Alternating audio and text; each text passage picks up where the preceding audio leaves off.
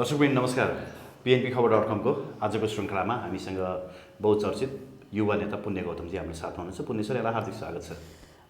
धेरै धेरै धन्यवाद। नमस्ते। आराम हुनुहुन्छ पुण्य? ठिक छु। अब यति बेला छ नि चिनिया विदेश मन्त्रीको नेपाल भ्रमणबारे निकै चर्चा टिका टिप्पणीहरू भइरहेको छ होइन। चिनिया विदेश मन्त्रीको नेपाल भ्रमण तय भएसँगै काङ्ग्रेसले एक हिसाबले आफ्ना अभिव्यक्तिहरू दिइरहेको छ भने कम्युनिस्ट पार्टीहरूले अर्को हिसाबले आफ्ना अभिव्यक्तिहरू दिइरहेका छन्। अब विश्लेषकहरूले चाहिँ के भन्न थाल्यो भने चिनिया विदेश मन्त्रीको नेपाल भ्रमण चाहिँ स्थानीय चुनाव पश्चात पक्कै पनि सङ्घीय चुनावभन्दा अगाडि फेरि पनि वाम गठबन्धन बन्छ भन्ने कुरा गर्न थाले होइन। खासमा के हो वास्तविकता? त्यो हुनसक्छ, त्यसकै लागि चाहिँ उहाँ आउनु लाग्नु भएको हो। ओल्ड क्लास डिप्लोमेटको रूपमा सुपरिचित चिनिया विदेश मन्त्री वाङ यी उहाँ योभन्दा अगाडि चिनिया महामहिम राष्ट्रपति सी जिनपिङको भ्रमण दलमा नेपाल भिजिट गर्नुभएको थियो र उहाँले एउटा निकटतम छिमेकी मित्रको हैसियतले र नेपालको कम्युनिस्ट पार्टी र चिनको कम्युनिस्ट पार्टीको बिचमा फेडरल रिलेसन पनि छ। तर त्यो रिलेसनभन्दा पनि माथि उठेर कन्ट्री टु कन्ट्री हार्मोनी बनाउनु पर्यो, पश्चिमाहरूको चलखेललाई अलिकति रोक्नु पर्यो र नेपालसँग नयाँ तहको सम्बन्ध विकास गर्नु पर्यो र BIR का परियोजनाहरू कार्यान्वयन गर्ने विषयमा र सिग्नेचर भइसकेका प्रोजेक्टहरूलाई पनि ऱ्यापिडली सञ्चालन गर्ने विषयमा र थप परियोजनाहरूको विषय र यहाँले भने जस्तै हुन सक्ला सदा सहायताको हिसाबले यो स्थानीय चुनावपछि पुनः वामपन्थी गठबन्धन बनेर पुनः मुलुकमा कम्युनिस्ट शक्तिहरूले झन्डा गाडुन् भन्ने चाहना यदि चाइनिज कम्युनिस्ट पार्टीको प्रेसिडेन्ट सीको छ भने त्यसलाई अन्यथा मान्न मिल्दैन र यिनै एजेन्डाहरू बोकेर र खास गरी चिनको राष्ट्रिय सुरक्षालाई ध्यानमा राखेर नेपालसँगको पुरानो दौत्य कूटनीतिक सम्बन्धलाई पनि थप सुमधुर बनाउन उहाँ नेपाल आउँदै हुनुहुन्छ। चिनिया विदेश मन्त्री वाङ यी उहाँलाई हामी एकदमै हार्दिकताका साथ वेलकम गर्न चाहन्छौँ। अमेरिकी सहायक विदेश मन्त्री आए पछाडि चाहिँ MCC पारितै भयो, अनुमोदनै भयो संसदबाट होइन। अब चिनिया विदेश मन्त्री नै आइसके पश्चात चाहिँ BRI कार्यान्वयनको दिशामा जान्छ अगाडि होइन। BRI मा हामीले सिग्नेचर गरिसकेका छौँ। त्यो नेपालको एउटा गेम चेन्जर प्रोजेक्टको रूपमा एउटा नेपालको विकासको फेट लाइन नै चेन्ज गर्ने हैसियतका साथ आउन सक्छ। त चाइनाले त धेरै इन्ट्रेस्ट दिएको रहन्छ नि त। अस्ति आएको होइन आम सञ्चार माध्यमहरूमा आएको कुराहरू पढ्दाखेरि विभिन्न प्रोजेक्टहरू प्रपोज्ड रहेछन्, तर त्यो प्रपोज प्रोजेक्टहरूमा चिनले खासै इन्ट्रेस्ट नदिएको नेपाल सरकारले आफ्नै बजेट हाल्दै होइन बिस्तारै अलिअलि गरिरहेको अवस्था छ। चिनले चाहिँ स्पेसिफिक प्रोजेक्ट माग गरिरहेको छ भन्ने कुरा सुन्यो नि त। चिनले नदिएको कि शेरबहादुर देउवाजी र नारायण खड्काजीले नदिएको? अलिकति यतातिर पनि ध्यान दिनु पर्यो। केपी ओलीको पालामा पनि खासै कार्यान्वयन स्टेपमा होइन। यस्तो भयो कि नेपालमा इन्डो वेस्टको प्रभाव ज्यादै भयो र यहाँका विकास परियोजना अगाडि बढाइरहँदाखेरि निकटतम छिमेकी मित्र राष्ट्रको हैसियतले नेपालसँग अल वेदर गुड फेथ र गुड रिलेसनसिप गुड हार्मोनी भएको कन्ट्रीको हैसियतले चिनले जहिले पनि नेपाललाई निस्वार्थ सहयोग गरेको कुरो लुकेको छिपेको छैन। हामीले भारतबाट चाहेको कुरो पनि त्यही हो नि। तपाईँहरू हस्तक्षेपकारी रवैया नअप्नाउनुहोस्, नेपालको भूगोल र नेपालको इतिहासमाथि दखलअन्दाजी गर्ने कोसिस नगर्नुहोस्, तपाईँहरूले चिनको जस्तै गुड हार्मोनी बनाउनुहोस् भनेर हामीले भनिरहेका छौँ। तर भारत हो जसको हस्तक्षेपकारी नीति र उसको आँखा नै सेटेलाइट स्टेटको तहबाट नेपाललाई हेर्ने किसिमको छ भने त्यो दोषी चस्मा जबसम्म भारतले उगार्दैन, अझ इन्डो वेस्टको पोइन्ट अफ भ्यूबाट नेपाललाई उनले इस्ट इन्डिया कम्पनी कालीन देशको रूपमा देख्छ र त्यसरी लुट खसोट गर्न चाहन्छ भने भारतसँग हामीले चाहेर पनि सुमधुर सम्बन्ध बनाउन सकेका छैनौँ। अनि यो इन्डो वेस्टसँग बढी डिपेन्ड रहेको शेरबहादुरजी र नारायण खड्काजीको जुन फरेन पोलिसी छ, उहाँहरूले त हाम्रो इक्वी प्रक्सिमिटी असङ्लग्न परराष्ट्र नीति पञ्चशीलतालाई कता कोसौँ पर छाडेर अब युक्रेन रसिया मामिलामा पनि युक्रेनको पक्षमा सोलिड विज्ञप्ति निकालेर हाम्रो एक खालको सन्तुलित परराष्ट्र नीतिलाई पनि भाँचकुच गरिदिनु भयो र यस प्रकारले गरिकन नेपालमा जुन ढङ्गको एउटा पश्चिमा परस्त सोच छ त्यसलाई साइज डाउन गर्नु नितान्त जरुरी छ र नेपाली काङ्ग्रेसको सरकार बढी नै पश्चिमाहरूको गुलामको रूपमा देखियो। ओके, आई थिङ्क मैले यहाँलाई यो प्रश्न सोधेको छैन, अस्ति दुईजना विश्लेषकहरूसँग यो कुराकानी गरेको थिएँ होइन। तपाईँ पनि एउटा राम्रो पोलिटिकल एनालिस्ट हुनुहुन्छ होइन, विश्लेषण गर्नको लागि माहिर हुनुहुन्छ। तपाईँले 65 सालमा गरेका कति विश्लेषणहरू अहिले मिल्दै पनि छ होइन। जस्तो एकजना धुरन्धर विद्वान तथा विश्लेषकले के भन्नुभयो भने माधव नेपालको पार्टी अथवा त भनौँ तपाईँ आफै होइन हुनुभएको समाजवादी पार्टी चाहिँ अबको चुनाव पछाडि वामदेव गौतमले बनाएको माले जस्तै 0 सिटमा खुम्चिन्छ भन्नुभयो। उहाँले राजनीति बुझ्नुहुन्न, उहाँलाई गठबन्धनको संस्कारको विषयमा थाहा छैन र हामी चुनाव नै अन्तिम सत्य हो भनेर पनि भन्दैनौँ। जनताको बिचमा दिने अनेक परीक्षामध्ये चुनाव एक महत्त्वपूर्ण परीक्षा हो र जसमा हामी खरो उत्रिनुपर्छ भन्ने मान्यता राखेका छौँ। यो गठबन्धनकै आडमा तपाईँहरू अगाडि बढ्न चाहिरहनु भएको छ, तर यो गठबन्धन यदि अगाडि गयो, यसरी विपरीत ध्रुवमा चाहिँ गठबन्धन भएर अगाडि गयो भने अहिलेको काङ्ग्रेस चाहिँ अब काङ्ग्रेस आयो हुन्छ भन्दैछन् कि होइन? यस्तो हो, हेर्नुहोस्, म तपाईँलाई प्रष्ट रूपमा के भन्छु भने उहाँ जो राजनीतिक पण्डित हुनुहुन्छ, उहाँले आफ्नो पण्डित्याइमा फेरि कुनै वेद ऋचा गीता आदि इत्यादिमा थपथाप प्राडा हुनु होला, युनिभर्सिटीमा चक डस्टर घोट्नु होला, कपाल फुलाउनु भयो होला, बेग्लै कुरा हो। ठिक छ, उहाँको विश्लेषण आफ्नो ठाउँमा होला, तर अहिले समानुपातिक निर्वाचन प्रणाली छ भन्ने पनि उहाँलाई हेक्का रहेनछ। नम्बर 1, वामदेव गौतमजीको पालामा समानुपातिक थिएन। फेरि हामी प्रत्यक्ष इलेक्सनमा पनि केही सोलिड सिटहरू छन् जो हामी हासिल गर्छौँ, एक्लै लडेर पनि जित्न सक्ने त्यस्ता सिटहरू छन्। अब जहाँसम्म नेपाली काङ्ग्रेसको कुरा हो, नेपाली काङ्ग्रेस र माओवादी केन्द्रको निम्ति पनि हाम्रो जत्तिकै आवश्यकता भनेको गठबन्धन हो। नेपाली काङ्ग्रेसको त्रासदी के हो भने यदि उसले गठबन्धन गरेन भने प्रजा परिषद, फेरि प्रजा परिषद भनेर त पवित्र उद्देश्यका साथ सञ्चालित पार्टी थियो, त्यसको पवित्रताको कारण नै त्यो लिक्विडेसनमा गयो, त्यो फ्लप खायो। तर नेपाली काङ्ग्रेसको कोमिङताङीकरण यानि कि च्याङ्कैसेकको पार्टी जस्तै यो विघटन हुन सक्ने अथवा यो एकदमै रसातलमा जान सक्ने खतरा नेपाली काङ्ग्रेस छ। नेपाली काङ्ग्रेसले हाम्रो दयामायाले चुम्बाचाटी गर्न खोजेको त होइन। नेपाली काङ्ग्रेस खुद आफ्नो अस्तित्व रक्षाको चरणमा धर्मराइरहेको छ। हाम्रो पनि आवश्यकता, नेपाली काङ्ग्रेसको पनि आवश्यकता र एकीकृत माओवादीको पनि आवश्यकता, तिनै शक्तिको, म केन्द्रीय नेतृत्वमा रहेको पार्टी एकीकृत समाजवादीको पनि आवश्यकता हो। र एक हिसाबले भन्नुपर्दा नेपाली तपाईँहरूले मात्रै महसुस गर्नुभएको छ, नेपाली काङ्ग्रेसले महसुस गरेको छैन। नेपाली काङ्ग्रेसका गगन थापाले भनिरहेका छन् हामी काङ्ग्रेसलाई पहिलो पार्टी बनाउँछन्, गठबन्धन गर्नु हुँदैन। धनराज गुरुङले भनिरहेका छन्, त्यो मात्रै हो र अहिले त लास्टमा आएर प्रकाश शरण महतले पनि भन्नुभयो।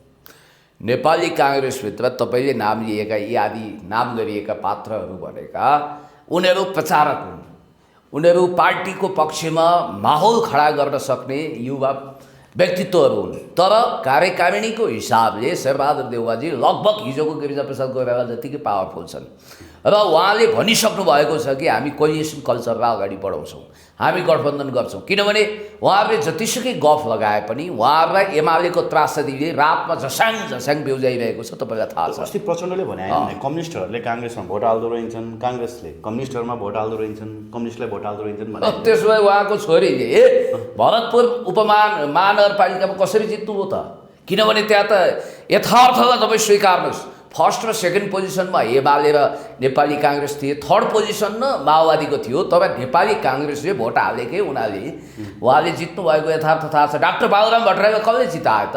हामीले भन्न खोजेको के भने हामी र नेपाली काङ्ग्रेसको बिचमा यदि चुनावी गठबन्धन बन्छ भने त्यो कुनै वैचारिक सहमतिको लाछाप होइन, त्यो कुनै सैद्धान्तिक दार्शनिक मेलमिलाप होइन, मात्र यति हो कि लोकतन्त्रको मूल्यमा नेपाली काङ्ग्रेसले उदार प्रजातन्त्रमा विश्वास गर्छ, तर ऊ नव उदारवादी हो, दलाल पुँजीवादी वर्गको प्रतिनिधि हो। यो कुरामा हामी बहुत स्पष्ट छौँ। लोकतन्त्रको मूल्य र मान्यतालाई जगर्ना गर्न र प्राप्त उपलब्धिहरूलाई बचाउने कुरोमा हिजो 62-63 आन्दोलनमा पनि सहकार्य भयो, अहिले पनि केही हदसम्म सहकार्य हुन्छ। यदि नेपाली काङ्ग्रेसले दम्ब गर्छ, मदले मातिन्छ भने उसको एक हिसाबले भन्नुपर्दा च्याङ्काई सेकको पार्टी जस्तै कोमिङताङीकरण हुन वा डाइनोसरकरण हुन कसैले कुनै पात्र पल्टाउनु सायद गर्नु पर्दैन। र हामी के भन्छौँ भने स्थानीय निर्वाचनमा त समस्या भइसक्यो नि। नेपाली काङ्ग्रेसले प्रत्येक वडामा प्रत्येक होइन पालिकामा आफ्नो उम्मेदवारहरू खडा गरेको छ। अब यहाँ गठबन्धनमा जाने हो भने त स्थानीय निर्वाचनमै चाहिँ गठबन्धन टुक्रेला जस्तो देखिसक्यो। अरू कुरो छोड्नुहोस् न, मेरो उदाहरण दिनुहोस्। मलाई नेपाली काङ्ग्रेसका केही साथीहरू आएर टेलिफोन गरेर भेटौँ कि भेटौँ भनेर चिया गफ हाम्रो भयो। मैले आज अब हाम्रो पार्टीका श्रद्धेय अध्यक्ष एवं सामान्य पूर्व प्रधानमन्त्री कमरेड माधव कुमार नेपालज्यूसँग पनि यो कुरा निवेदन गरेँ। खुद नेपाली काङ्ग्रेसको गुटबन्दीले ग्रस्त भएका कार्यकर्ताहरू त्यहाँ आए। त्यहाँ अबको मेयरको आकाङ्क्षा राख्ने व्यक्ति रामचन्द्र पौडेलजीको समूहको हुनुहुँदो रहेछ। शेरबहादुरजीको प्यानलले मलाई के भन्नु भने मेयरको लागि तयारी गर्नुहोस्। याद गर्नुहोस् है, म त पेटमा कुरा नअड्ने मान्छे। तपाईँले मेयरको लागि तयारी गर्नुहोस्, हामी छौँ। उहाँहरूको वचन। तपाईँ तयार? होइन, सुन्नुहोस् न मेरो कुरा। नेपाली काङ्ग्रेसको हाम्रो क्यान्डिडेट रुते छ, पब्लिकमा चरम अलोकप्रिय छ। जाँड खाएर एकातिर ढल्यो भने त्यहाँ आएर अब कुकुरले फोहोर गर्यो भने पनि 2 घन्टापछि थाहा पाउने टाइपको छ। त्यस कारणले गर्दाखेरि तपाईँ जस्तो जल्लो बल्लो युवा यदि आउनुभयो भने हामीलाई सजिलो हुन्छ। त्यति मात्रै होइन, मलाई संसदमा उठ्नु समेत त्यहाँ नेपाली काङ्ग्रेसका र माओवादी केन्द्रका साथीहरूले तपाईँ योग्य हुनुहुन्छ, एप्रोप्रिएट हुनुहुन्छ भनेर त्यसरी भनिरहनु भएको छ। म त अब चुनावी तयारीमा छु। हेर्नुहोस्, चुनाव लड्छु। केमा उठ्दै हुनुहुन्छ तपाईँ? मेयरमा? अहिले केही नभनौँ, अहिले डिस्क्लोज नगरौँ। पार्टीले म तपाईँको इच्छा कहाँ हो, तपाईँको आकाङ्क्षा कहाँ हो? यता हेर्नुहोस्, पार्टीले कस्तो कुरो छ। वडाध्यक्ष चाहिँ म उठ्दिनँ। अब पार्टीले अरू जिम्मेवारी दिन्छ भने म पछि हट्दिनँ।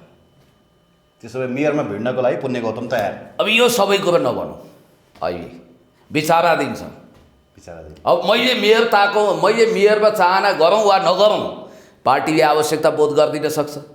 अब मान्छेले मेयरमा आवश्यकता बोध गर्यो भने पार्टीले सङ्घीय संसदमा लगिदिन सक्छ, अथवा एउटा स्टार प्रचारकको रूपमा अहिले मलाई परिचालन गरेर भोलि राष्ट्रिय सभामा लगिदिन सक्छ। यी आदि विभिन्न विकल्पहरू छन्।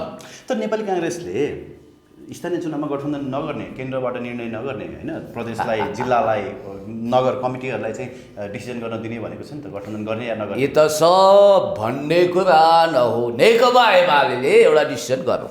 तपाईँलाई थाहा छ ल, नगरपालिकासम्मको जिम्मेवारी अथवा त्यो चुनाव गर्ने डिसिजन तलबाट गरियोस् भन्ने एउटा प्रणाली स्थापित गरौँ। तर तपाईँलाई थाहा छ वडा सदस्य चाहिँ तल फैसला गर्न दिएला, वडा अध्यक्षसम्मको लिस्ट बालकोटले सिग्नेचर गरेर सदर गर्नुपर्छ। त्यो तपाईँलाई थाहा छ। वडा अध्यक्षसम्म पनि त्यो तहको एउटा खालको व्यावहारिक अनुमति वा अनुमोदनको जरुरी छ। त्यसै गरी लगभग सबै पार्टीमा अब शेरबहादुरजीले पनि भन्ने कुरो त त्यही हो, तल स्थानीय स्वायत्तता छ, त्यहीँबाट फैसला गरून्। हो, स्थानीय तहमा बुझिन्छ। त्यहाँ अब शेरबहादुरजीलाई सजिलो छ, सत्तारूढलाई जासुस प्रयोग गरे पनि सूचना आइहाल्छ, राज्यका जासुसहरूले पनि सूचना दिइहाल्छन्। बरफबागमा इन्टेलिजेन्स ब्युरो सम्हालेर बसेका तलब भत्ता खाएकाहरूले रिपोर्ट बुझाउन कन्जुसाइ नगर्लान्। अनि अर्को कुरा, आफ्नै कार्यकर्ता लेभलबाट, नेता लेभलबाट पनि बुझ्छन्। र त्यहाँ गुटबन्दी पनि छ। रामचन्द्रजीलाई शेरबहादुरजीको मान्छे नआओस्, शशाङ्क शेखरहरूलाई त्यस्तो लाग्ला। शेरबहादुरजीलाई अब शेखरको मान्छे वा शशाङ्कको मान्छे रामचन्द्रको आउनु सट्टा बरु गठबन्धनको अरू उम्मेदवार हामीलाई प्रिय छ भन्ने लाग्ला। अनि मेरो व्यक्तिगत कुरा गर्नुहुन्छ भने अहिले काठमाडौँमा बढेका मेरो चाहना, काठमाडौँ पार्टीले यदि उपत्यका बाहिर मेरो जन्मस्थलमा जिम्मेवारी दिन्छ भने पनि म त्यसको लागि तयार छु। तर काठमाडौँ चाहिँ मेरो लागि कम्फर्ट जोन किन हुनसक्छ भने मेरो कर्मभूमि प्लस यहाँ अलिकति राष्ट्रवादी भोट ब्याङ्क पनि छ र पपुलारिजमले पनि काम गर्छ। अलिकति सेलिब्रिटी छविको पनि कमाल हुन्छ नन पोलिटिकल भोटरको लागि। र मेरो आफ्नो व्यक्तिगत प्रतिभा र क्षमताले गर्दा पनि म यहाँ चुनाव जित्न सक्ने सम्भावना प्रबल हुन्छ र म जित्छु। अब तपाईँहरूकै तर म स्वतन्त्र चाहिँ उठ्दिनँ। तपाईँहरूकै पार्टीको एकजना तपाईँहरूकै पार्टीको विद्यार्थी नेताले के भन्नुभयो भने 2 जना मन्त्री त बालकोटमा गेट पाले बस्न जान्छन् रे राति राति। आफ्नो सामाजिक सञ्जालमा लेख्नु भएको छ, स्न्यापसट छ। खोइ उहाँले सिसिटिभी नै जडान गर्नुभएको छ कि सुदेश पराजुलीले लेख्नु भएको छ त। ठिक छ, त्यो विषयमा आज पार्टी अफिसमा पनि अलिकति छलफल भएको थियो। वास्तविकता के हो आज बताइदिनुहोस् न त। प्रेम आले र किशन श्रेष्ठ अब एमाले फर्किन लागेका हुन्। होइन, त्यो 5 जना मध्ये ककल्ला सङ्केत गरेर उहाँले लेख्नुभयो अथवा उहाँले त्यो पुरानो किस्सा कहानी हाल्नुभयो कि मलाई थाहा छैन। त्यसको जिम्मेवारी उहाँले लिने हो, त्यसको जवाफ उहाँले दिन सक्नुहुन्छ। मसँग चाहिँ त्यो सूचना छैन। होइन, अब उहिले भेट्न गएको कुरो अहिले भेटेको खोज्नु भएको हो कि अथवा निकट मान्छे हो नि त। प्रेम आलेसँग मेरो कुराकानी हुन्छ भने तपाईँ भन्नुभएको छ मलाई। होइन, मलाई यो विषयमा थाहा छैन। र मैले सुनेसम्म जुन दिन बालकोटमा भेटघाट गर्न गएको भनिएको छ त्यो दिन मन्त्री किसान श्रेष्ठज्यू हाम्रो श्रद्धेय अध्यक्ष कमरेड माधव कुमार नेपालज्यूसँगै हुनुहुन्थ्यो अरे। त्यतिसम्म थाहा पाएँ। यति हो।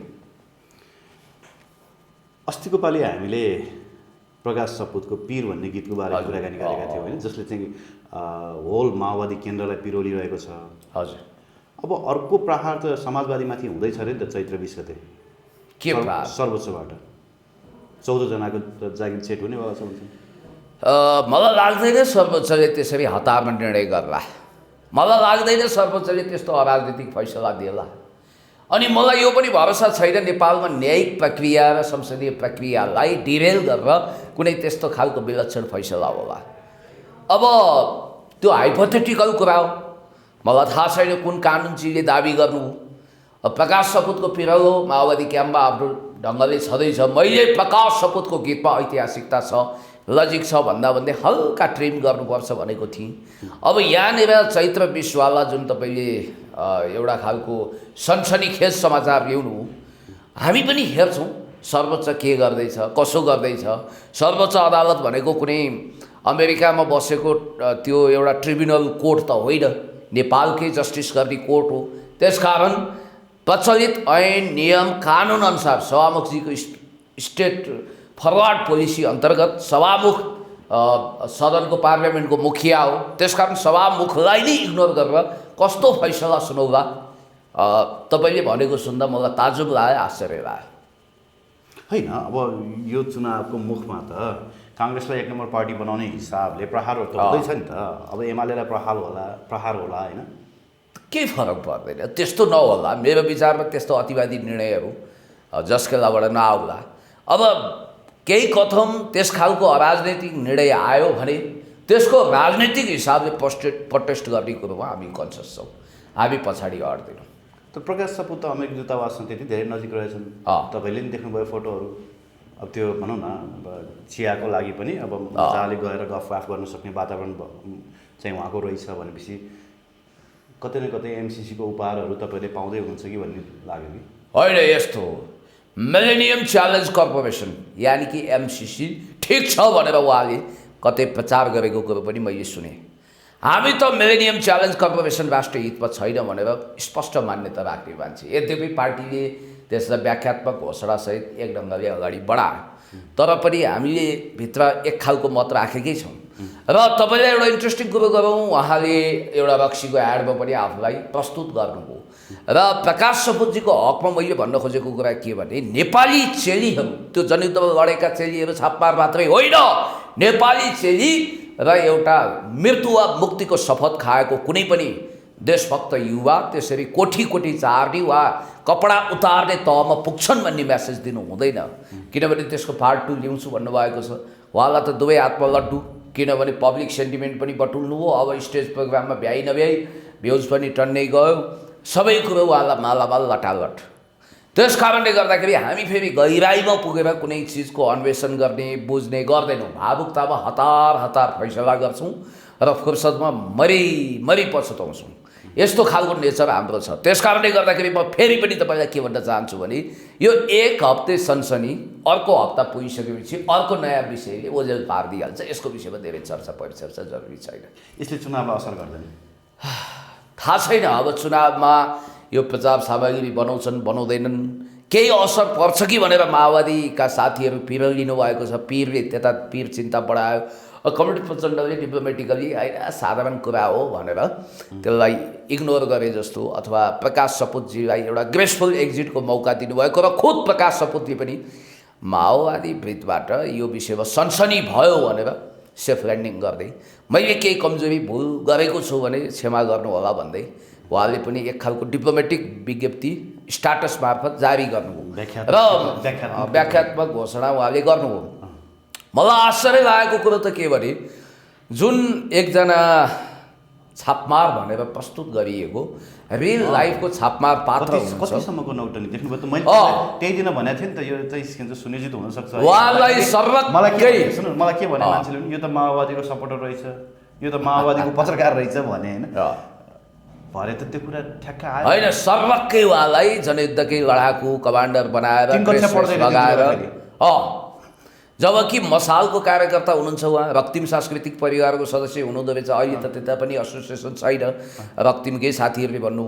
र उहाँको पनि एउटा कमजोरी के देखिन्छ भने जो महिला छापमारको भूमिकामा देखा पर्नुभयो, उहाँले इन्टरभ्यू लिँदाखेरि होइन म त माओवादी कहिले पनि भइनँ अथवा म एक हिसाबले मसालमा आबद्ध भएँ भनेर किन भन्न सक्नु होइन, माओवादीलाई बदनाम गर्नको लागि ल्याएको हो त्यो गीत भने त मैले तपाईँलाई त्यही दिन भने होइन भए पनि त एउटा कलाकारको इमान्दारी त के हुन्छ भने उहाँहरूको सुनेपछि यो प्रोपोगन्डा हो त मैले भन्दाखेरि मलाई माओवादीको पत्रकार भने होइन तपाईँले सत्य कुरो बोल्न कहिलेका जोखिम लिनुपर्छ।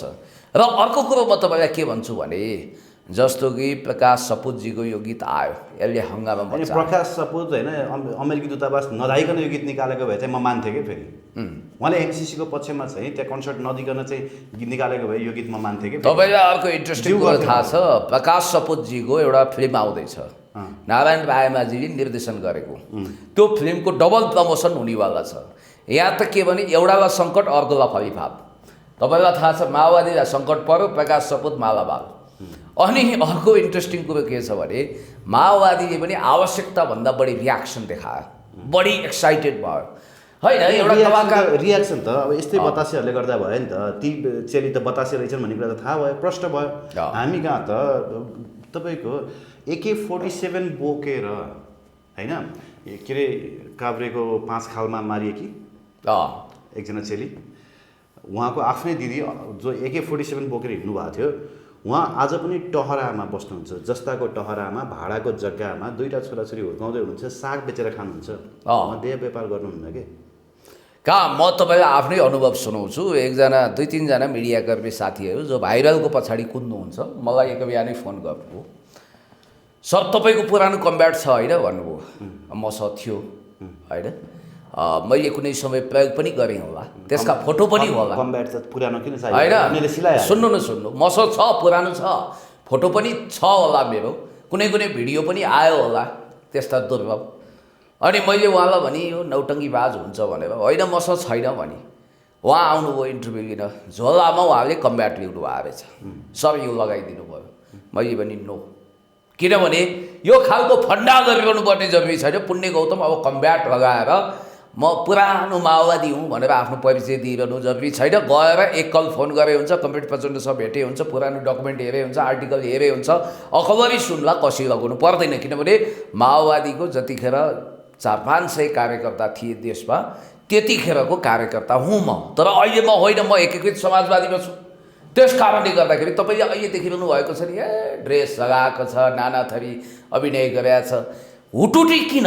म यति कुरा भन्छु, ल ठिक छ कलाकारले कलाकारिता गर्ने ड्रेस लगाउनु भयो, AK-47 को नाममा एउटा नक्कली राइफल भिर्नुभयो होला होइन, अब के गर्नुभयो, त्यो त कलाकारले आफ्नो भूमिका निर्वाह गर्ने हो। रियल लाइफमा जो मान्छे छापमार भएर खेल्नुभयो इट्स ओके, ठिक छ। त्यसपछि रियल लाइफमा पनि उहाँ म माओवादी कमान्डरै हुँ भनेर आउनु चाहिँ यो बहुतै अत्यन्तै लज्जास्पद, हास्यास्पद। त्यो पनि रवि लामिछानेजी जस्तो आफूलाई नेपालको सबभन्दा विश्वसनीय र उच्च कोटिको मिडियाकर्मी भन्न रुचाउनुहुन्छ। उहाँले अहिलेसम्म त्यो बापत ओहो मैले एउटा मसालको कार्यकर्ता ल्याएर यसरी प्रेजेन्ट गरेँ भनेर त्यसमा कन्फेसन्स गर्नुभएको छैन, याद गर्नु होला। त्यसलाई म के भन्छु भने झुटको खेती, जेसुकै हो सत्य बोल्न हिचकिचाउनु हुँदैन। अर्को कुरो मलाई उहाँ जनवादी कलाकार होइन रहेछ त, होइन जनवादी नै हो, मसालकोलाई पनि जनवादी भनिन्छ, माओवादी कलाकार मात्रै हो र माओवादी लडाकु भनेको छ त्यहाँ, तपाईँले याद गर्नु भएको छ। लडाकु भनेको त कलाकार भन्दा नि माथि, कला क्षेत्रमा लागेर पनि लडाइँ गरेकोलाई लडाकु भनियो। अन्तर्वार्तामा त जनवादी कलाकारै लेखेको छ तलबाट। होइन माओवादी लडाकु हुनुहुन्थ्यो भनेर रवि लामिछानेजीले पेट बोलीको बोल्नु भएको छ, एकचोटि सुन्नुहोस् न तपाईँले। बरु उहाँले चाहिँ म लडाइँमा हिँडिनँ तर माओवादीको जनयुद्धमा हिँडेँ भन्ने टाइपको डिप्लोमेटिक कुरा गर्नुभएको छ। जनयुद्ध नदेख्नु उहाँले, न उहाँ त्यो उमेरको होइन, बागलुङमा देख्नुभयो होला अलि झलाकझलुक होइन, त्यो क्षेत्र अलिक प्रभावित पनि हो। वा चित्रबहादुर केसीको कार्यकर्ता, जनतालाई सबभन्दा बुझ्न सजिलो मोहन विक्रमको भन्नुभन्दा मोहन विक्रमजी लेजेन्ड हो, तर चित्रबहादुर केसीको कार्यकर्ता भन्नासाथ सबै नेपालीले बुझिहाल्छन्। नम्बर 1।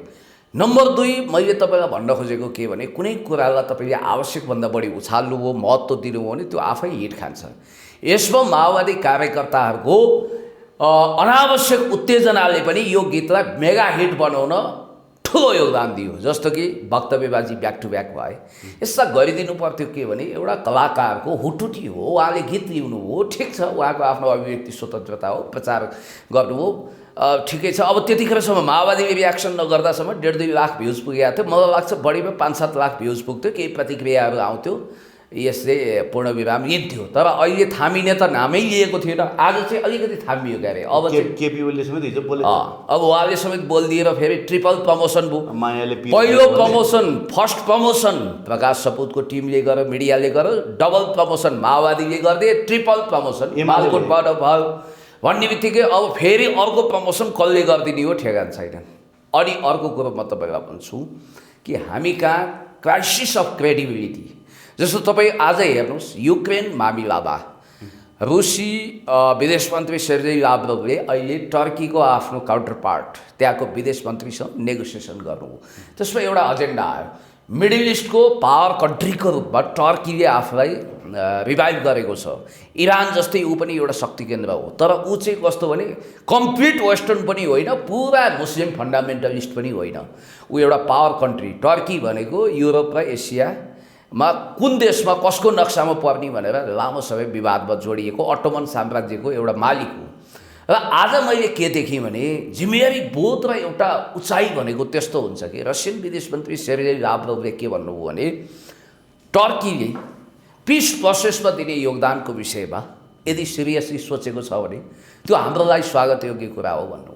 ल हेर्नुहोस्, कुनै हतियारको सौदाबाजीको कुरो अथवा कुनै ती त पाइपलाइनमा हुने, भित्रभित्रै हुने, अब 1-to-1 हुने, मिडियामा नआउने कुराहरू अनगिन्ती हुन सक्छन्। जस्तो रुस र चीन सम्बन्धको कुरा छ, चीनले किन रुसलाई सैन्य सहयोग गर्दैन अहिले, अथवा रुसले पनि किन चीनको सैन्य सहयोग चाहेको छैन भने चीनले सैन्य सहयोग गर्नु भनेको तेस्रो विश्वयुद्धलाई सिधा आमन्त्रण गर्नु हो। चीन यो जोखिम लिन चाहँदैन। सायद यसलाई नजिर बनाएर उसले ताइवानमाथि आफ्नो सिकन्जा कस्न सक्छ, किनभने त्यो उसकै भूभाग हो। यहाँनिर इन्ट्रेस्टिङ कुरा के छ भने नेपाल जस्तो देशलाई चाहिँ उत्ताउलिनु पर्ने किन, वाङ यी आउँदै हुनुहुन्छ, पर्सि चिनिया विदेश मन्त्री हतार विज्ञप्ति जारी गरेर मानवाधिकार, प्रेस स्वतन्त्रता, मानवताको हवाला दिएर त्यत्रो राम्रो परम्परागत मित्र राष्ट्र रुससँगको सम्बन्ध खराब बनायो। मलाई लाग्छ रुसी महामहिम राष्ट्रपति भ्लादिमिर पुटिन सन् 2022 भित्र नेपालको भिजिट गर्ने एउटा प्रोग्राममा हुनुहुन्थ्यो। यो अगाडि पनि उहाँको सेड्युलमा नेपाल परेको थियो। तपाईँलाई थाहा छ, शेरबहादुरजीको क्याबिनेटबाट त्यो अनुमोदन भएन। शेरबहादुरजीले यो आफ्नो गठबन्धनमा यो कुरा लुकाउनु हो। भारत भिजिट गर्दाखेरि प्रेसिडेन्ट पुटिन नेपाल भिजिट गर्न चाहनुहुन्थ्यो, कति राम्रो हुन्थ्यो। त्यस कारणले गर्दाखेरि के हामी पश्चिमाको गोटी भएका हौँ? हामीले पश्चिमा शक्ति राष्ट्र र तिनीहरूका आउने बाउरेलाई मात्रै खुसी तुल्याउने? हाम्रो सन्तुलित परराष्ट्र नीति खोइ। भोलि हामी युनाइटेड नेसनको जेनरल एसेम्ब्लीमा भाषण गरिरहँदा हामीलाई वास्तवमै हाम्रा मित्र राष्ट्रले के सोच्छन्, जसले खरबौँ लगानी गरेका छन् विगतमा। नेपालको सार्वभौमसत्ता रक्षाको निम्ति रुसको पनि कुनै न कुनै योगदान छ। हामी रुस परस्त पनि होइन, युक्रेन परस्त पनि होइन, हामी बिचमा रहनु पर्थ्यो। हामीले तटस्थता गुमायौँ। होइन, ठिकै छ पुण्यजी, यो रुस युक्रेन विषयमा भोलि म तपाईँसँग एउटा एक्सक्लुसिभ वार्ता गर्नेछु, किनभने धेरै कुराहरू यसमा जोड्नुपर्ने छ। यो अलिकति समय अभाव पनि छ। धन्यवाद दिन चाहे आजको लागि। अलिकति जाँदै भोलि तपाईँको पार्टी कार्यालयमा विशेष भोलि प्रोग्राम पनि छ के अरे, त्यो बारे पनि भनिदिनुहोस्। तपाईँलाई पनि अग्रिम निमन्त्रणा छ। मैले यहाँलाई टेलिफोन पनि गरिसकेको छु।